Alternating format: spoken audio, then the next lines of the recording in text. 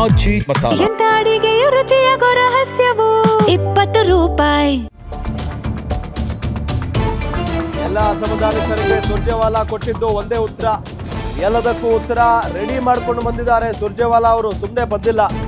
ಮುಂದಿನ ಚುನಾವಣೆಗೆ ಇರೋದು ಕೇವಲ 1.5 ವರ್ಷ ಅಷ್ಟೇ. ಇನ್ನು ಮುಂದೆ ಕಾಂಗ್ರೆಸ್ಗೆ ಪ್ರತಿದಿನವೂ ಮುಖ್ಯವಾಗಿರುತ್ತದೆ.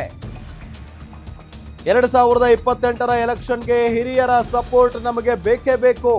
ನಿಮ್ಮ ಭಾವನೆ ನನಗೆ ಅರ್ಥ ಆಗಿದೆ. ಏನ್ ಮಾಡಬೇಕು ಅಂತ ಚರ್ಚೆ ಮಾಡ್ತೀವಿ. ಆದರೆ 2028ಕ್ಕೆ ಮಾತ್ರ ಮತ್ತೆ ನಮ್ಮ ಸರ್ಕಾರ ಬರಲೇಬೇಕು ಅಂತ ಸುರ್ಜೇವಾಲಾ ಅವರು ಹೇಳಿದ್ದಾರೆ. ಎಲ್ಲ ಅಸಮಾಧಾನಿತರಿಗೆ ಸುರ್ಜೇವಾಲಾ ಕೊಟ್ಟಿದ್ದು ಒಂದೇ ಉತ್ತರ. ಅವರು ರೆಡಿ ಮಾಡ್ಕೊಂಡೇ ಬಂದಿದ್ದಾರೆ ಉತ್ತರನ. ಮುಂದಿನ ಚುನಾವಣೆಗೆ ಇರೋದು ಕೇವಲ 1.5 ವರ್ಷ ಅಷ್ಟೇ. ಇನ್ನು ಮುಂದೆ ಕಾಂಗ್ರೆಸ್ಗೆ ಪ್ರತಿದಿನವೂ ಕೂಡ ಮುಖ್ಯವಾಗಿರುತ್ತೆ. 2028ರ ಎಲೆಕ್ಷನ್ಗೆ ಹಿರಿಯರ ಸಪೋರ್ಟ್ ನಮಗೆ ಬೇಕೇ ಬೇಕು. ನಿಮ್ಮ ಭಾವನೆ ನಮಗೆ ಅರ್ಥ ಆಗಿದೆ. ಏನ್ ಮಾಡಬೇಕು ಅಂತ ಚರ್ಚೆ ಮಾಡ್ತೀವಿ.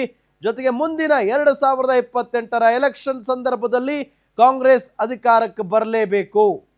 ಆ ನಿಟ್ಟಿನಲ್ಲಿ ನಾವೆಲ್ಲ ಒಟ್ಟಿಗೆ ಕೆಲಸ ಮಾಡಬೇಕು ಅನ್ನೋ ನಿಟ್ಟಿನಲ್ಲಿ ಸುರ್ಜೇವಾಲಾ ಅವರು ಹೇಳಿದ್ದಾರೆ ಅನ್ನೋದು ಗೊತ್ತಾಗ್ತಾ ಇರುವಂತಹ ಸಂಗತಿ. ಸೊ ಆ ನಿಟ್ಟಿನಲ್ಲಿ ಕೆಲವೊಂದಿಷ್ಟು ಜನ ಬೇಸರದಿಂದಾನೇ ಒಪ್ಕೊಂಡಿದ್ದಾರೆ ಅಸಮಾಧಾನಿತ ಶಾಸಕರು. ಇದೇ ವಿಚಾರಕ್ಕೆ ಸಂಬಂಧಪಟ್ಟಂತೆ ಡೀಟೇಲ್ಸ್ ಕೊಡ್ತಾರೆ ನಮ್ಮ political bureau head Maruti Pavagada ನೇರ ಸಂಪರ್ಕದಲ್ಲಿ ಜಾಯ್ನ್ ಆಗಿದ್ದಾರೆ. ಮಾರುತಿ ಪಾವಗಡ, ಸಹಜವಾಗಿ ಬಹಳಷ್ಟು ಜನ ಹಿರಿಯ ಶಾಸಕರು ಅಸಮಾಧಾನವನ್ನ ವ್ಯಕ್ತಪಡಿಸ್ತಾ ಇದ್ದಾರೆ. ರಾಜೀನಾಮೆ ಮಟ್ಟಕ್ಕೆಲ್ಲ ಮಾತಾಡ್ಬಿಟ್ಟಿದ್ರು.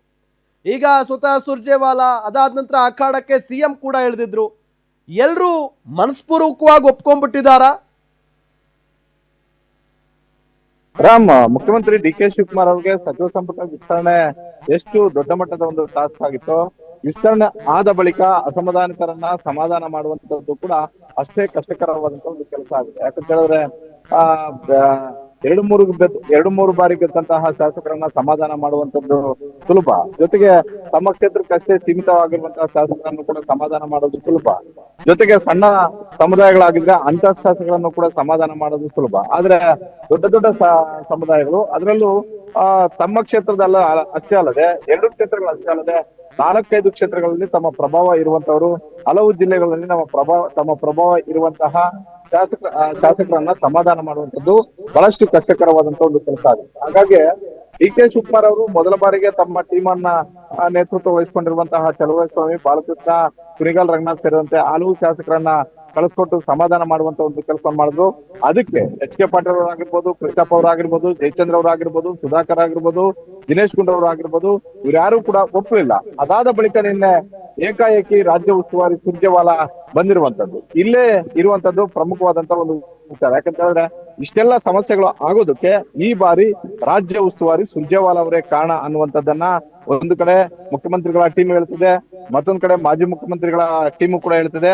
ಅದೇ ರೀತಿ ಯಾರು ಅವಕಾಶ ವಂಚಿತರಾಗಿದ್ದಾರೋ ಅವರು ಕೂಡ ಹೇಳ್ತಾರೆ. ಹೀಗಾಗಿ ನಿನ್ನೆ ನೇರವಾಗಿ ಸುರ್ಜೇವಾಲಾ ಅವರು ಕೃಷ್ಣಪ್ಪ ಅವರ ಮನೆಗೂ ಹೋಗಿದ್ರು, ಎಚ್.ಕೆ. ಪಾಟೀಲ್ ಅವರ ಮನೆಗೂ ಹೋಗಿದ್ರು. ಅಲ್ಲಿಗೆ ದಿನೇಶ್ ಗುಂಡೂರಾವ್ ಅವರನ್ನ ಕರೆಸ್ಕೊಂಡು ಮಾತುಕತೆಯನ್ನಾಡಿದ್ರು. ಹೀಗಾಗಿ 4-5 ಸಭೆಗಳನ್ನ ಮಾಡಿದ್ದಾರೆ. ಒಂದ್ ಕಡೆ ಡಿ.ಕೆ. ಪ್ರಸಾದ್, ಮತ್ತೊಂದ್ ಕಡೆ ಸುರ್ಜೇವಾಲಾ, ಮತ್ತೊಂದ್ ಕಡೆ ಡಿ.ಕೆ. ಶಿವಕುಮಾರ್ ಅವರನ್ನ ಕೇಳಿದ್ರು. ಎಲ್ಲ ಹಿರಿಯರು ಕೇಳ್ತಿರೋದು ಏನಂತ ಹೇಳಿದ್ರೆ, ನೀವು ತೆಗೆದಿರೋದಕ್ಕೆ ನಮಗ್ ಬೇಸರ ಇಲ್ಲ, ಆದ್ರೆ ಯಾವ ಕಾರಣಕ್ಕೋಸ್ಕರ ನಮ್ಮನ್ನ ಸಂಪುಟದಿಂದ ಕೈ ಬಿಟ್ರಿ, ಅಷ್ಟು ಮಟ್ಟಿಗೆ ಹೇಳಿ ನಮ್ಮನ್ನ ತೆಗೆದಿದ್ರೆ ನಮ್ಗೆ ಯಾವುದೇ ಸಮಸ್ಯೆ ಆಗ್ತಿರಲಿಲ್ಲ. ಇಲ್ಲ, ಈ ಹಿಂದೆ ಸಿದ್ದರಾಮಯ್ಯ ಅವರ ನೇತೃತ್ವದಲ್ಲಿದ್ದಂತಹ 33 ಸಚಿವರನ್ನು ಕೂಡ ಹೊರಗಿಟ್ಟು ಹೊಸಬರಿಗೆ ಅವಕಾಶ ಮಾಡಿಕೊಟ್ಟಿದ್ರೆ ನಮ್ದೇನು ತಕರಾರು ಇರ್ತಿರ್ಲಿಲ್ಲ. ನಮ್ಮಲ್ಲಿ ಇಲ್ಲದೆ ಇರೋದೇನು, ಅವರಲ್ಲಿ ಇರೋದೇನು. ಜೊತೆಗೆ ಕೃಷ್ಣಪ್ಪ ಮತ್ತೆ ಪ್ರಿಯಾಕೃಷ್ಣ ಆಗಿರ್ಬೋದು, ಎಲ್ಲೂ ಕೂಡ ಹೋಗಿ ಲಾಬಿ ಮಾಡಿರಲಿಲ್ಲ. ಹಾಗಾದ್ರೆ ಕಾಂಗ್ರೆಸ್ ಹೈಕಮಾಂಡ್ ಅಂಗಳಕ್ಕೆ ಬಂದು ಲಾಬಿ ಮಾಡಿದ್ರೆ ಮಾತ್ರ ನಮ್ಗೆ ಅವಕಾಶಗಳು ಸಿಗುತ್ತಾ? ಕಾಂಗ್ರೆಸ್ ಹೈಕಮಾಂಡ್ ಕೊಟ್ಟಂತಹ ಎಲ್ಲಾ ಟಾಸ್ಕ್ಗಳನ್ನು ನಿರ್ವಹಿಸಿದ್ವಿ. ಕೇವಲ ನಾವು ವಿಜಯನಗರ ಮತ್ತೆ ಗೋವಿಂದರಾಜನಗರ ಕ್ಷೇತ್ರ ಅಷ್ಟೇ ಅಲ್ಲ, ಯಾವುದೇ ಕಾರ್ಯಕ್ರಮವಿರಲಿ, ಸಮಾವೇಶಗಳಿರ್ಲಿ, ನಮಗೆ ಯಾವ ರೀತಿಯಾದಂತ ಒಂದು ಟಾಸ್ಕ್ ಗಳನ್ನು ಕೊಟ್ಟಿದ್ರು ಆ ಟಾಸ್ಕ್ ಗಳನ್ನ ಯಶಸ್ವಿಯಾಗಿ ನಿರ್ವಹಿಸಿದ್ವಿ. ಆದ್ರೂ ಕೂಡ ನಮಗೆ ಅವಕಾಶಗಳು ಸಿಗದೆ ಇರೋದು ಯಾಕೆ? ಹಾಗಾದ್ರೆ ಮುಂದಿನ ದಿನಗಳಲ್ಲಿ ಅಧಿವೇಶನ ನಡೆಸೋದು ಅಷ್ಟು ಸುಲಭ ಅನ್ನುವಂತ ನೇರ ಪ್ರಶ್ನೆಗಳನ್ನ ದಿನೇಶ್ ಗುಂಡೂರಾವ್ ಸೇರಿದಂತೆ, ಎಚ್.ಕೆ. ಪಾಟೀಲ್ ಸೇರಿದಂತೆ, ಟಿ.ಬಿ. ಜಯಚಂದ್ರ ಸೇರಿದಂತೆ, ಕೃಷ್ಣಪ್ಪ ಮತ್ತು ಪ್ರಿಯಾಕೃಷ್ಣ ಸೇರಿದಂತೆ ಹಲವು ಶಾಸಕರು ಮಾಡಿರುವಂತದ್ದು ನಿಜ. ಆದ್ರೆ ಸುರ್ಜೇವಾಲಾ ಅವರು ಏನು ಜೈಲಿಂದ ಬರುವಾಗ್ಲೇ ಯಾರಿಗೆ ಏನ್ ಹೇಳ್ಬೇಕು ಅನ್ನುವಂಥದ್ದನ್ನ ರೆಡಿ ಮಾಡ್ಕೊಂಡು ಬಂದಿದ್ರು, ಆ ಮಾತುಗಳನ್ನ ಹೇಳಿದ್ದಾರೆ. ಸಹಜವಾಗಿ ಕೃಷ್ಣಪ್ಪ ಅವರಿಗೆ ಮುಂದಿನ ದಿನಗಳಲ್ಲಿ ನಿಮ್ಮನ್ನ ಬಳಸ್ಕೊಳ್ಳುವಂತ ಒಂದು ಕೆಲಸ ಮಾಡೇ ಮಾಡ್ತೀವಿ ಅನ್ನುವಂತ ಒಂದು ಭರವಸೆಯನ್ನ ಕೊಟ್ಟಿದ್ದಾರೆ. ಕೇವಲ ಇನ್ನು ಸಂಪುಟದಲ್ಲಿರುವಂತದ್ದು ಒಂದೇ ಒಂದು ಸ್ಥಾನ, ಅದು ಮಹಿಳೆಯರಿಗೆ ಮೀಸಲು ಅನ್ನುವಂತ ಒಂದು ಚರ್ಚೆನೂ ಕೂಡ ಬಹಳಷ್ಟು ಜೋರಾಗಿ ಆಗ್ತಿದೆ. ಗಾಯತ್ರಿ ಶಾಂತನಗೌಡರು ಪ್ರಮಾಣ ವಚನ ತೆಗೆದುಕೊಳ್ಬೇಕಾಗಿತ್ತು.